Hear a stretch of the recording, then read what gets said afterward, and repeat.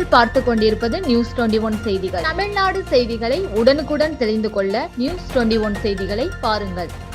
சுற்றுச்சூழலை பாதுகாக்க பல்வேறு நடவடிக்கைகளில் விழிப்புணர்வை ஏற்படுத்தி வரும் பழனி தேவஸ்தான நிர்வாகம் திண்டுக்கல் மாவட்டம் பழனி அருள்மிகு பால தண்டாயுதபாணி சுவாமி திருக்கோவில் நிர்வாகம் பழனியில் உள்ள பகுதிகளில் சுற்றுச்சூழலை காக்க பல்வேறு நடவடிக்கைகளை எடுத்து வருகிறது. அதன் தொடர்ச்சியாக மரக்கன்று நடுதல் மற்றும் மரக்கன்று நடவு செய்ய இயலாத இடங்களில் விதைப்பந்துகளை தூவுதல் போன்ற பணிகளை பழனி ஆண்டவர் கல்லூரி NCC படை மாணவர்கள் விழுதுகள் தன்னார்வ அமைப்புகளை ஒருங்கிணைத்து இந்த பணிகளை கோவில் நிர்வாகம் மழைக்காலம் தொடங்குவதற்கு முன்பே செயல்படுத்தி வருகிறது. இதற்கு முன் 2 கட்டங்களாக விதைப்பந்துகள் பழனி மலையில் தூவப்பட்டது. அதன் அடிப்படையில் 3வது கட்டமாக பழனி இடும்பன் மலையில் படிப்பாதை ஓரம் மற்றும் மலை மீது ஆலமரம், அரசு, அத்திமரம் அடங்கிய விதைப்பந்துகள் 4000 தண்டாயுதபாணி சுவாமி திருக்கோயில் அறங்காவலர் குழு தலைவர் சுப்பிரமணியன் அவர்கள் தலைமையில் திருக்கோவில் இணை ஆணையர் மாரிமுத்து அவர்கள் முன்னிலையில் தூவப்பட்டது. இதில் அறங்காவலர் குழு தலைவர் சுப்பிரமணியன், பழனி ஆண்டவர் கல்லூரி முதல்வர் ரவிசங்கர், NCC படை மாணவர்கள், அதன் தலைவர் பாக்கியராஜ், விழுதுகள் அமைப்பு நிர்வாகி குப்புசாமி மற்றும் லட்சுமி நாராயணன் திருக்கோவில் அலுவலர்கள் கலந்து கொண்டனர். இதுவரை மொத்தம் 12,000 விதைப்பந்துகள் தூவப்பட்டது. 32,000 பனை விதைகள் நடப்பட்டு உள்ளது. இந்த விதைப்பந்துகள் திருக்கோவில் நிர்வாகத்தின் கீழ் உள்ள மனநல காப்பகம் மற்றும் விழுதுகள் அமைப்பு இணைத்து தயாரித்து வருகின்றனர். மேலும் இதன் எண்ணிக்கையை அதிகரிக்க நடவடிக்கை எடுக்கப்பட்டு வருகிறது. மேலும் மர விதைப்பந்துகள் தூவப்பட்ட போது பறவைகளும் பயன்பெறும் வகையில் கம்பு, கேழ்வரகு, சோளம் விதைகளும் தூவப்பட்டன.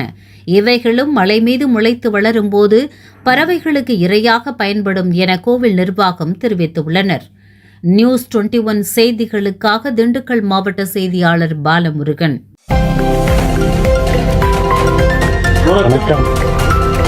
नेचुरल फार्मिंग वाले Yes. This is solar dried banana. जो बनाना उतारने के बाद जो वेस्ट है उसका Yes, sir. क्या करना है? All these are banana value added products, and this is this is from banana waste. This is from value addition, sir. और हिंदुस्तान में सब जगह पे ऑनलाइन जाता है आपका माल. Yes, sir. एक्चुअली तमिलनाडु का हम लोग एक प्रेजेंट कर रहे हैं सर, पूरा फार्मर प्रोड्यूसर कंपनी का, और मतलब इंडिविजुअल मतलब वो भी इसका साथ आता है सर. अच्छा, वो सब हम लोग का मतलब ऑनलाइन भी करता है, एक्सपोर्ट भी करता है, और इंडिया का पूरा लोकल मार्केट करता है, सुपर मार्केट वगैरह में सेल करता है. कितने लोग एक साथ एक FPO में काम करते हैं? 1,000. हाँ, 1000. और एक पूरे इलाके में बनाना करते हैं कि मिक्स करते हैं अलग अलग चीजें? अलग अलग एरिया में अलग अलग एक्सक्लूसिव होता है सर. अभी GA प्रोडक्ट है हम लोग का पास है. अच्छा, ये भी है. 4 varieties of teas. It's all everybody known black tea, and this is from bud. We call white tea, and this is oolong. This is 40% fermented tea is oolong tea and green tea. आजकल तो white T का बहुत market है. Yeah, yes, tea. Brinjal, all natural farming. This season mangoes are Yeah. Mango. Yes, sir. Mango. आजकल इसका market बहुत है. Moringa. Yes, sir. नहीं, मोरिंगा के लिप्स का क्या करते हैं? मुर्गा लीफ से पाउडर करके एक्सपोर्ट भी करते हैं सर. पाउडर बहुत आजकल डिमांड है. Demand, yeah. Hot Yes, sir. Mainly किन कंट्रीज में लेते हैं? America, African country and Japan. Major होता है साउथ ईस्ट है, सब कुछ चल रहा है. एक्चुअली ये पूरा GI प्रोडक्ट है. तमिलनाडु से अभी 25 GI प्रोडक्ट यहाँ रखा है. कुंभकोणम का बीटेल और मदुरई का मल्ली, और ये मदुरई का है सर. और ऐसा मतलब पूरा इधर सब मतलब each मार्केट कहाँ पर? ये पूरा इंडिया में है सर. और तमिलनाडु में each and every function day वाला ले जाता है. पान खिलाता है. हाँ जी सर. ये पलनी मुर्गा कितना प्रोडक्शन बढ़ा है? कम 100+ प्रोडक्ट है सर. हम लोग तरफ से बिहानी से मार्केट बहुत ज़्यादा है सर. डिमांड भी ज़्यादा है. वो पूरा वर्ल्ड का हम लोग का मार्केट है सर. हनी से we have nearly 1000+ paddy variety sir, in traditional variety only, equal to millet all the like value sir. Paddy में तो तमिलनाडु जो करता था, हाँ जी सर, अभी तक दुनिया वो नहीं कर पाई है. सही है सर.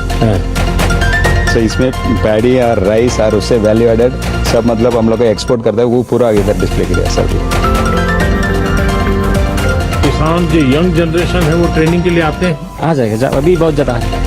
सवाल पूछते होंगे, उनके समझ में नहीं बैठता होगा ऐसा PhD किया हुआ आदमी ये क्या कर रहा है, और उसमें बेनिफिट उसको दिखता होगा तो क्या समझाते हैं?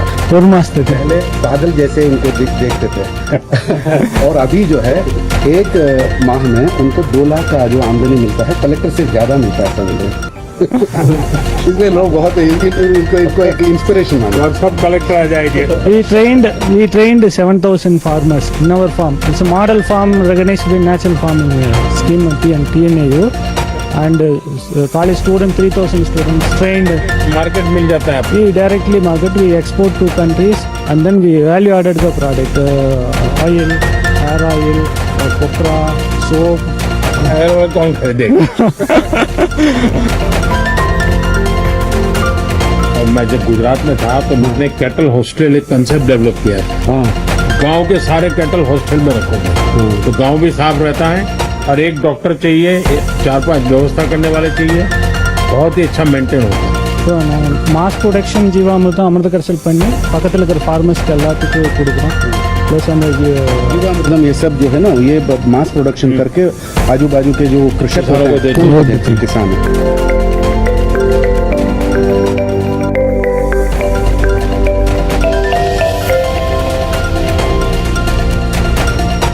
தும்பல அள்ளி அணையில் அனுமதியின்றி மீன்பிடித்து வலையை அறுத்து அட்டகாசம் நடவடிக்கை எடுக்க கோரி புகார். தருமபுரி மாவட்டம் பாலக்கோடு தீர்த்தகிரி நகரில் வசித்து வருபவர் முன்னாள் மீனவ கூட்டுறவு சங்க தலைவர் சக்திவேல். இவரும் மீனவ கூட்டுறவு சங்கத்தின் உறுப்பினர்களும் ஒன்று சேர்ந்து பாலக்கோடு அருகே உள்ள தும்பல அள்ளி அணையில் மீன்பிடிக்க குத்தகை எடுத்து மீன் விற்பனை தொழில் செய்து வருகின்றனர். கடந்த 2021 முதல் 2026 வரை 5 ஆண்டுகளுக்கு குத்தகை எடுக்கப்பட்ட நிலையில் 4 ஆண்டுகளாக அணைக்கு போதிய தண்ணீர் வரத்து இன்றி நஷ்டமடைந்து வந்ததாகவும், இந்த வருடம்தான் தண்ணீர் வரத்து ஏற்பட்டு மீன்களை வளர்த்து வரும் நிலையில் பூத்தம்பட்டியைச் சேர்ந்த தமிழரசு, சேட்டு, திருப்பதி, காசி உள்ளிட்ட சிலர் அணையில் உள்ள மீன்களை அனுமதியின்றி பிடித்து செல்வதுடன் மீன் வலைகளை அறுத்து சேதப்படுத்தி வருவதாகவும், இதுகுறித்து கேட்டால் அடிதடியில் ஈடுபட்டு கொலை மிரட்டல் விடுத்து வருவதாகவும் தெரிவித்த அவர், இன்று காலை அனுமதியின்றி பிடிக்கப்பட்ட சுமார் 15 கிலோ அளவிலான மீன்களை பறிமுதல் செய்ததுடன் மீன்பிடித்த நபர்களை பிடித்து பாலக்கோடு காவல் நிலையத்தில் ஒப்படைத்துள்ளார். காவல்துறை இவர்கள் மீது உரிய நடவடிக்கை எடுக்க வேண்டும் என புகார் அளித்துள்ளார்.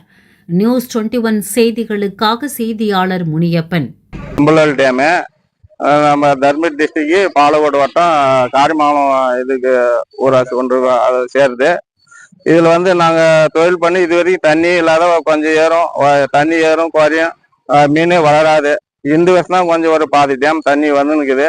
தண்ணி வந்து நாங்களும் வலை இப்போ ஒரு போன மாதம் ஒரு 10ஆம் தேதி வலை தண்ணி வருதுன்னு சொல்லி வலையை கட்டணுங்க, குறுக்கா கட்டி அந்த வலையெல்லாம் இப்போ ஒரு 20,000 ரூபாய்க்கு ஒம்பு வலை எல்லாம் வாங்கிட்டு போய் கட்டி எல்லாம் அறுத்து பிடுங்கி எடுத்துன்னு போயிட்டாங்க. அந்த போத்துமீட்டிக்கு யாரும் ஒரு சிலர் பசங்க ஒரு 10 பேர் சேர்ந்துக்கின்னு பிடிங்க எடுத்துன்னு போயிட்டு அது போய் கேட்டதுக்கு இன்னும் என்ன கேட்கறதுக்கு, எங்க நிலத்துல பிடிக்கிறேன், இனி உங்க டேம்ல பிடிக்கலன்னு சொல்லி பேசினாங்க.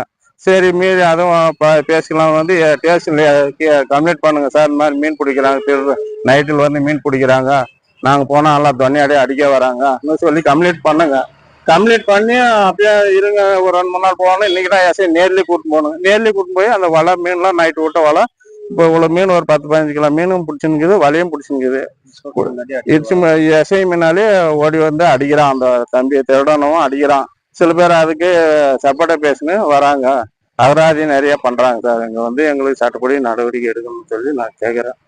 ஐயப்ப பக்தர்களுக்கு பழனி தேவஸ்தானம் சுற்றுலா பேருந்து நிலையத்தில் எளிதாக சிரமமின்றி வாங்கி செல்ல பஞ்சாமிர்தம் விற்பனை நிலையம். திண்டுக்கல் மாவட்டம் பழனி முருகன் கோயில் தமிழ்நாடு மட்டுமின்றி இந்தியா முழுவதும் பிரசித்தி பெற்ற கோயில். இங்கு தினமும் பல்லாயிரக்கணக்கான பக்தர்கள் தரிசனத்திற்காக வந்து செல்கின்றனர். மேலும் இந்த கோயிலின் சிறப்பாக வரும் பக்தர்களுக்கு தேவஸ்தானத்தின் சார்பில் பஞ்சாமிர்தம் விற்பனை செய்யப்படுகிறது. பழனி பஞ்சாமிர்தம் என்றால் தனி சிறப்பை கொண்டது. இதனால் இங்கு வரும் பக்தர்கள் பஞ்சாமிர்தத்தை வாங்காமல் திரும்பி செல்வது கிடையாது. அதன்படி திருக்கோவிலின் அறங்காவலர் குழு தலைவர் சுப்பிரமணியன் மற்றும் அறங்காவலர் உறுப்பினர்கள், கோவிலின் இணை ஆணையர் மாரிமுத்து மற்றும் கோவில் அதிகாரிகள் ஆகியோர் ஏற்பாட்டில் சபரிமலை நடை திறந்து உள்ளதால் பழனி கோவிலுக்கு வருகை புரியும் ஐயப்ப பக்தர்களுக்கு எளிதாகவும் சிரமம் இன்றி பஞ்சாமிர்தம் கிடைக்க பழனி கிரி வீதியில் அழகுநாச்சி அம்மன் திருக்கோயில் எதிர்ப்புறம் உள்ள தேவஸ்தானத்திற்கு சொந்தமான சுற்றுலா பேருந்து நிலைய வளாகத்தில் பஞ்சாமிர்தம் வாங்கி செல்ல வசதியாக 2வது ஆண்டாக தற்காலிக பஞ்சாமிர்த விற்பனை நிலையம் 16/11/2025 முதல் ஆரம்பிக்கப்பட்டது. அதன்படி முருக பக்தர்களும் ஐயப்ப பக்தர்களும் எளிதாகவும் வசதியாகவும் வாங்கி செல்கின்றனர். இது உலக புகழ்பெற்ற பழனி தண்டாயுதபாணி சுவாமி கோயிலில் அபிஷேகத்திற்காக மட்டுமல்லாமல் பிரசாதமாகவும் விற்கப்படுகிறது. பழனி மலைக்கோயில் பேருந்து நிலையம் உட்பட 13 இடங்களில் பஞ்சாமிர்தம் விற்கப்படுகிறது. பஞ்சாமிர்தம் விற்பனை இடங்கள் பழனி மலைக்கோயில், பழனி பேருந்து நிலையம் உள்ளிட்ட 13 இடங்களில் விற்பனை மையங்கள் உள்ளன. அரை கிலோ டப்பா ரூபாய் 40, டின் ரூபாய் 45,200 கிராம், டப்பா ரூபாய் 20 என பல்வேறு அளவுகளில் விற்பனை செய்யப்படுகிறது. பக்தர்களுக்கு பிரசாதமாகவும் அபிஷேகத்திற்காகவும் விற்கப்படுகிறது. இது மலைவாழை, கற்கண்டு, நெய், கரும்பு, சர்க்கரை, தேன் போன்ற பொருட்களை கொண்டு தயாரிக்கப்படும் ஒரு பிரசாதமாகும். இந்த பஞ்சாமிர்தம் அதிக அளவில் பக்தர்களால் விரும்பப்பட்டு வாங்கப்படுகிறது. நியூஸ் 21 நேஷனல் செய்திகளுக்காக திண்டுக்கல் மாவட்ட செய்தியாளர் பாலமுருகன். அமாவாசைக்கு வரோம் கோவிலுக்கு. அதுக்கு முன்னே போன அமாவாசைக்கு வரும்போது கூட்டத்தில் நெரிசலாக 2 போறதும் வரத்தும் ஒரே வழியா இருந்தது. இந்த முறை காவல்துறை ஒரு பகுதி போறதுக்கும் வர்றதுக்கு ஒரு வழியா வைத்திருக்காங்க. அம்மனை சிறப்பாக பார்த்ததுக்கு எங்களுக்கு சந்தோஷமா இருக்கு. கூட்டம் நார்மலா தான் இருக்கு. ரொம்ப சொல்லிக்கிற கூட்டம் கிடையாது. ஃப்ரீயா இருக்கு. இப்ப சாமி பார்த்து ஒன்வே பண்ணதால ஃப்ரீயா இருக்கு சாமி பார்க்க. காவல்துறைக்கு நன்றி. மாசம் அமாவாசை வரும்போது ரொம்ப சிரமமா இருக்கும். இப்போ எல்லா வழியும் பிரிச்சு விட்டுருக்காங்க. கரூர்ல நடந்த சம்பவம் மாதிரி ஆயிடக்கூடாதுனால பிரிச்சு விட்டாங்க. ஓகேங்களா? பரவாயில்லைங்க. இப்ப முன்னாடியோட இப்ப பரவாயில்ல. இப்ப ஒரு வழி வரதுக்கு ஒரு வழி. இப்ப அவங்க பிரிச்சு விட்டு பிரச்சனை காவல்துறை அதிகாரி பிரச்சனை எல்லாம் பாக்குறாங்க. இந்த மாதிரி தான் ஓகே. மாசம் எந்த கூட்டமும் இருக்காது. அவ்வளவு கூட்டம் தெரியாது. இவ்வளவு கூட்டமா இருந்தாலும் ஃப்ரீயா போயிட்டு ஃப்ரீயா வரலாம். இப்போ எந்த பிரச்சனையும் இல்லைங்க. இப்ப இதெல்லாம் ஏற்பாடு பண்ண காவல்துறை அதிகாரிகளுக்கு ரொம்ப நன்றி. பெண் குழந்தைகளின் எதிர்காலத்தை மனதில் கொண்டு பள்ளிகளில் விழிப்புணர்வு ஏற்படுத்த வேண்டும் என்று கவுன்சிலருக்கு ஒன்றிய குழு தலைவர் கோரிக்கை. ராணிப்பேட்டை மாவட்டம் ஆற்காடு வட்டார வளர்ச்சி அலுவலகத்தில் மாதாந்திர கூட்டம் நடைபெற்றது. இந்த கூட்டத்திற்கு ஒன்றிய குழு தலைவர் புவனேஸ்வரி சத்யநாதன் தலைமை தாங்கினார். இதில் கலந்து கொண்ட கவுன்சிலர்கள் பல்வேறு குறைகளையும் பல்வேறு விவாதங்களையும் முன்வைத்தனர். அதற்கு ஒன்றிய குழு தலைவர், கவுன்சிலர் ஆகிய நீங்கள் வைத்த கோரிக்கைகள் அனைத்தும் எந்த ஒரு பாரபட்சம் பார்க்காமல் நிறைவேற்றப்படும் என்றும் தெரிவித்தார். இந்த ஆலோசனை கூட்டத்தில் பெண் குழந்தைகளுக்கு ஏற்படும் வன்கொடுமைகளை பற்றி எடுத்துரைக்கப்பட்டது. அதனை ஏற்கும் வகையில் ஒன்றிய தலைவர் புவனேஸ்வரி சத்யநாதன், இங்கு உள்ள கவுன்சிலர்கள் உங்களது பகுதியில் உள்ள பள்ளிகளில் குழந்தைகளுக்கு விழிப்புணர்வு ஏற்படுத்தும் முறையை செயல்பாட்டிற்கு கொண்டு வர வேண்டும். நாம் பணம் சம்பாதிப்பதில் இருக்கும் சந்தோஷத்தை விட நமது குழந்தைகளின் எதிர்காலமே முக்கியம் என்று தெரிவித்தார். குழந்தைகளின் எதிர்காலத்தை மனதில் கொண்டு உடனடியாக நீங்கள் விழிப்புணர்வு பேரணி ஏற்படுத்துவதற்கான நடவடிக்கைகளை மிக விரைவில் மேற்கொள்ள வேண்டும் என்று கவுன்சிலர்களிடம் கோரிக்கையை முன்வைத்து மாதாந்திர கூட்டத்தை நிறைவு செய்தார்.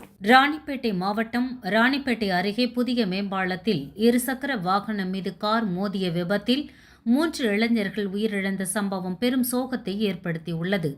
ராணிப்பேட்டை மாவட்டம் காரை பகுதியில் புதிதாக கட்டப்பட்டுள்ள மேம்பாலத்தின் மீது இருசக்கர வாகனத்தில் சென்று கொண்டிருந்த 3 பேர் மீது எதிரே வந்த கர்நாடகா எண் கொண்ட இன்னோவா என்ற சொகுசு கார் மோதிய விபத்தில் 3 பேர் தூக்கி வீசப்பட்டனர். அதில் 2 சம்பவ இடத்திலேயே உயிரிழந்த நிலையில் மற்றொரு இளைஞர் உயிருக்கு ஆபத்தான நிலையில் அரசு மருத்துவமனையில் சிகிச்சைக்காக அனுமதிக்கப்பட்டு சிகிச்சை பலனின்றி பரிதாபமாக உயிரிழந்தார். மேலும் இதுகுறித்து தகவல் அறிந்து சம்பவ இடத்திற்கு விரைந்து வந்த ராணிப்பேட்டை போலீசார் புதிய மேம்பாலத்தில் உயிரிழந்த 3 இளைஞர்களின் உடல்களை மீட்டு பிரேத பரிசோதனைக்காக வாலாஜாபேட்டை அரசு மாவட்ட தலைமை மருத்துவமனைக்கு அனுப்பி வைத்ததோடு விபத்து சம்பவம் குறித்து தீவிரமாக விசாரணை மேற்கொண்டனர். மேலும் போலீசாரின் முதற்கட்ட விசாரணையில் மேம்பால விபத்தில் உயிரிழந்தவர்கள் காரை பகுதியைச் சேர்ந்த தினேஷ் 20, அதேபோல் வேலூர் மாவட்டம் ரங்காபுரம் பகுதியைச் சேர்ந்த சார்ஜன் 26 என்றும் ஆற்காடு பகுதியைச் சேர்ந்த பாலமுருகன் 19 என விசாரணையில் தெரியவந்தது. மேலும் விபத்துக்குள்ளான கார் மற்றும் இருசக்கர வாகனங்களை பறிமுதல் செய்து தற்போது போலீசார் விசாரணை நடத்தி வருகின்றனர். 3 இளைஞர்கள் விபத்தில் உயிரிழந்த சம்பவம் அப்பகுதியில் பெரும் பரபரப்பையும் சோகத்தையும் ஏற்படுத்தியுள்ளது. ராணிப்பேட்டை மாவட்டம் தமிழ்நாடு தோட்டக்கலை அலுவலர்களின் எதிர்கால வாழ்வாதாரத்தை பாதிக்கக்கூடிய UATT 2.0 திட்டத்தை கைவிட வேண்டும் என கூறி தோட்டக்கலை அலுவலர் சங்கத்தின் சார்பில் கவன ஈர்ப்பு கண்டன ஆர்ப்பாட்டம் ராணிப்பேட்டை மாவட்டம் முத்துக்கடை பேருந்து நிலையத்தில் தமிழ்நாடு தோட்டக்கலை அலுவலர்கள் நலசங்கம் மற்றும் தமிழ்நாடு உதவி தோட்டக்கலை அலுவலர்கள் சங்கம் இணைந்து நடத்தும் தமிழ்நாடு அரசின் வேளாண்மை துறையில் செயல்படுத்திடும் உழவர் அலுவலர் தொடர்பு திட்டம் UATT 2.0 உழவர்களை பாதிக்கக்கூடிய களப்பணியாளர்கள் இணைப்பினை கைவிட வலியுறுத்தி மாபெரும் தமிழக அரசுக்கு எதிராக கவன ஈர்ப்பு கண்டன ஆர்ப்பாட்டம் நடைபெற்றது. மேலும் நடைபெற்ற கண்டன ஆர்ப்பாட்டத்தில் உழவர் பெருமக்களின் அதிக வருமானத்தை சுட்டிக்காட்டி தரக்கூடிய தோட்டக்கலை வளர்ச்சியை பாதிக்கக்கூடிய UATT 2.0 திட்டத்தை உடனே நிறுத்த வேண்டும். அதேபோல் தோட்டக்கலை பட்டம் மற்றும் பட்டியதாரர்களின் எதிர்கால வாழ்வாதாரத்தை பாதிக்கக்கூடிய UATT 2.0 திட்டத்தை கைவிட வேண்டும். வேளாண் விஞ்ஞானிகளை கொண்டு குழு அமைத்து பரிந்துரை அடிப்படையில் செயல்படுத்தாத இத்திட்டத்தை முழுமையாக கைவிட வேண்டும் என்றும் தோட்டக்கலைத்துறை கள அலுவலர்களை அவசர காலத்தில் பணியிட பயிற்சி செய்விடுவதை உடனே நிறுத்த வேண்டும் என்பன உள்ளிட்ட பல்வேறு கோரிக்கைகளை வலியுறுத்தி தமிழ்நாடு தோட்டக்கலை அலுவலர்கள் நலசங்கத்தின் சார்பாக தமிழக அரசுக்கு எதிராக கவன ஈர்ப்பு கண்டன ஆர்ப்பாட்டத்தில் ஈடுபட்டனர்.